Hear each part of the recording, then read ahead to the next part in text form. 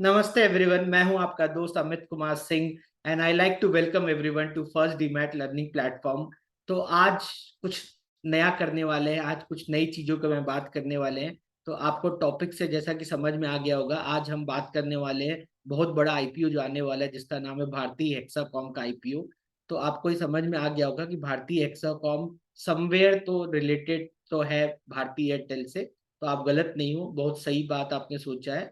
अगर मैं इस कंपनी की बात करूं तो इस कंपनी की स्थापना 20 अप्रैल 1995 में हुआ था, और ये basically it's a wholly owned subsidiary of भारतीय एयरटेल, जहाँ पे भारतीय एयरटेल का ओनरशिप 70% है और 30% गवर्नमेंट ऑफ इंडिया का ओनरशिप है under the name of telecommunication consultant India limited.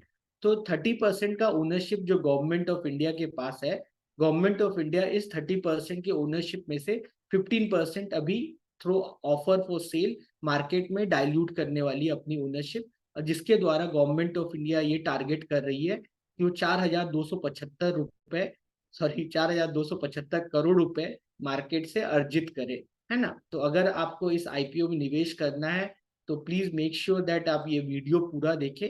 और अगर आईपीओ से रिलेटेड आपको कोई भी डाउट होता है तो प्लीज मेक श्योर कि आप कमेंट ऑप्शन यूज करें और हमें बताएं कि आपको क्या डाउट हो रहा है करके। क्लियर है? चलिए आगे बात करते हैं। तो अगर मैं इस कंपनी की बात करूं तो इंडिया में इनका बहुत ज्यादा ग्लोबल प्रेजेंस नहीं है। They are limited to north east region, they are limited to Rajasthan, है ना। तो अब maybe from this IPO maybe we expect that they they will expand their basis, but उसकी पॉसिबिलिटी तो कम ही लग रही, क्योंकि ये जो पैसा जो कंपनी इस आईपीओ के द्वारा अर्जित करने वाली है, इस पैसे को पूरा एंड पूरा गवर्नमेंट ऑफ इंडिया तो ऑफर वो सेल से लेके निकल जाएगी बाहर।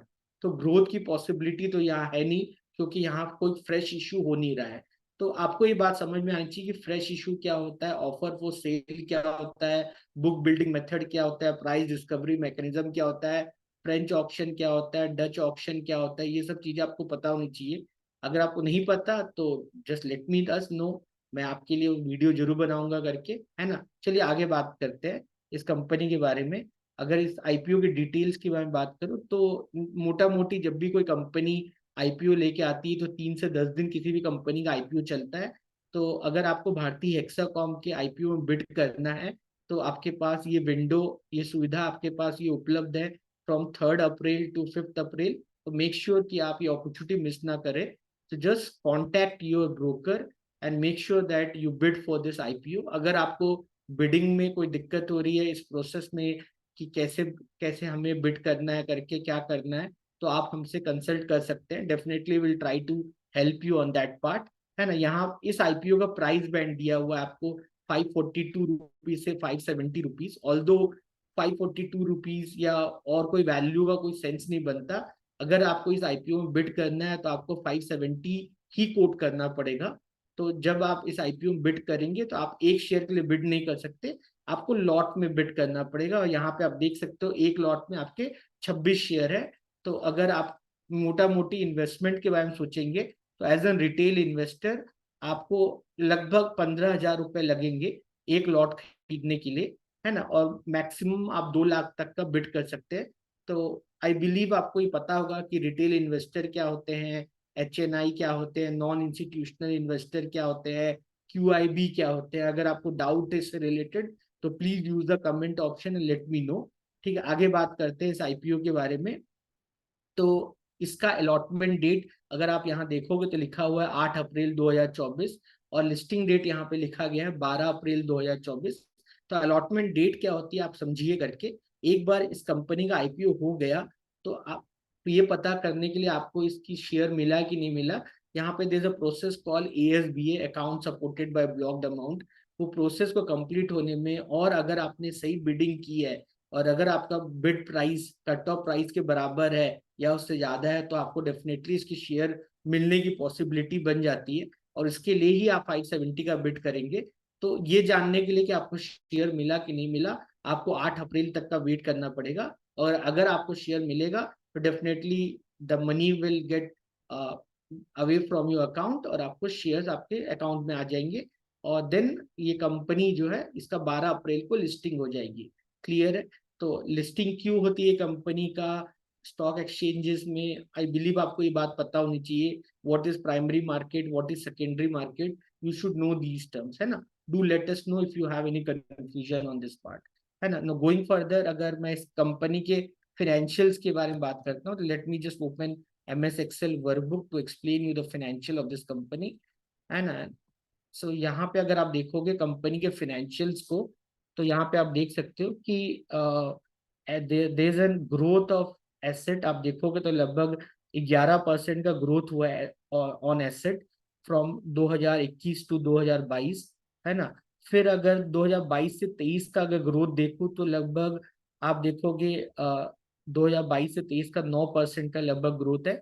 और फिर अगर आप 2000 इसका लगभग 3 क्वार्टर का डेटा दिया है, अगर आपको 4th क्वार्टर का डेटा चाहिए तो जस्ट मल्टीप्लाई दिस विथ 4/3, है ना। Just multiply this with 4/3।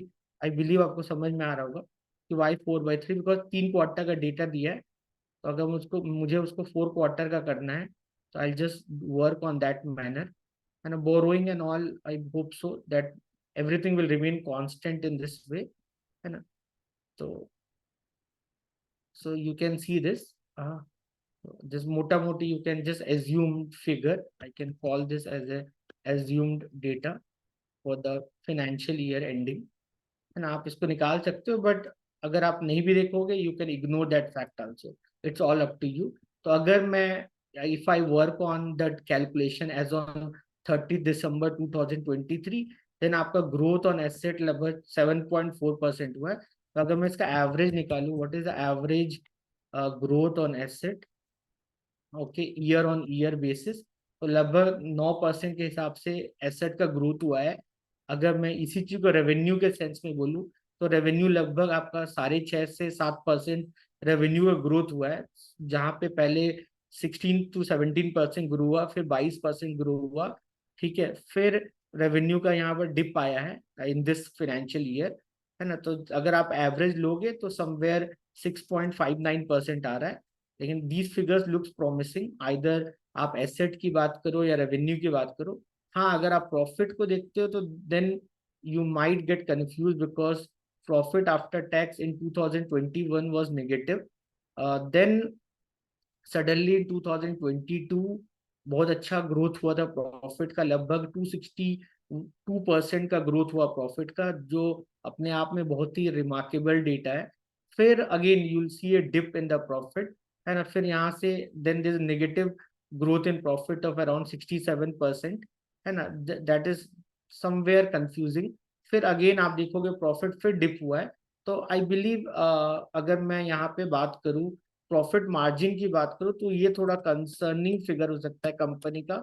Although revenue तो इनका अच्छा रहा है ना, इनका रेवेन्यू ग्रोथ भी अच्छा है, लेकिन if you compare the profit, if you compare the profit with the revenue, if you compare the profit with the revenue, then this looks little bit concerning factor, है ना।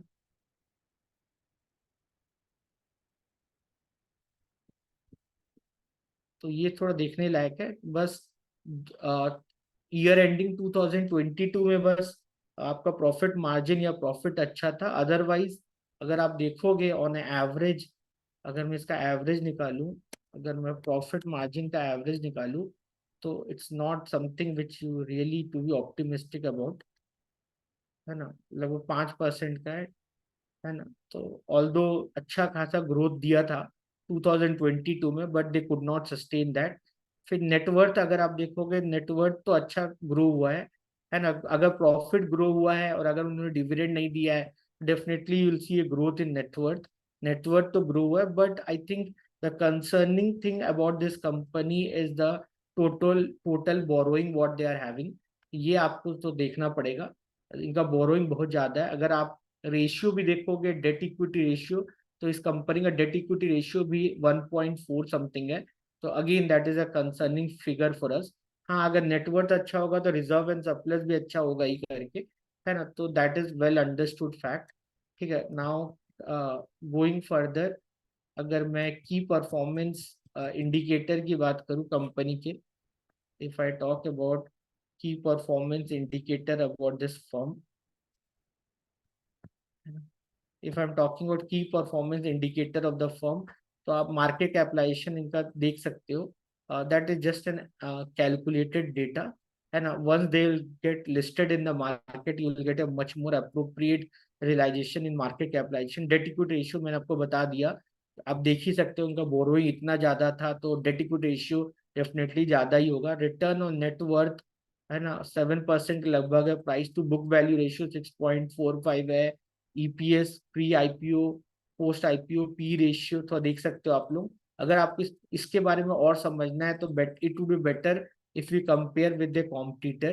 तो आप इनके कॉम्पिटिटर से जब हम कंपेयर करेंगे तो आपको ज्यादा समझ में आएगा. तो आप देख सकते हो कि भारतीय एयरटेल का अगर ईपीएस बोलूँ तो लगभग 15 के लगभग है, जबकि इनका ईपीएस तो 9-10 के लगभग है. और आपको ये नहीं भूलना है, भले आपको 9-10 थोड़ा लुक मतलब एज पर भारतीय एयरटेल को देखोगे तो आपको खराब नहीं लगेगा, लेकिन आपको ये भी याद रखना है कि फर्स्ट ईयर इनको लॉस हुआ था, फिर अभी से 2 साल से इनका प्रॉफिट आफ्टर टैक्स बहुत कम आ रहा है.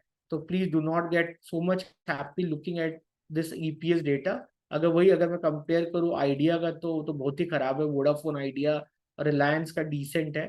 ठीक है, अगर आप रिलायंस या वोडाफोन आइडियाज कंपेयर करोगे तो I don't think you be bearish on that front. NEV भी आप देखोगे तो बाकी कंपैरिजन तो अगर वोडाफोन आइडिया है जियो के कंपैरिजन में अच्छा ही है करके, है ना. ऑल्दो अगर आप पी रेशियो देखते हो तो आपको तो खुशी मिलेगी. इनका P ratio compared to Bharti Airtel कम ही है, तो that is a good sign. Stock उतना ओवर वैल्यूड नहीं लग रहा है.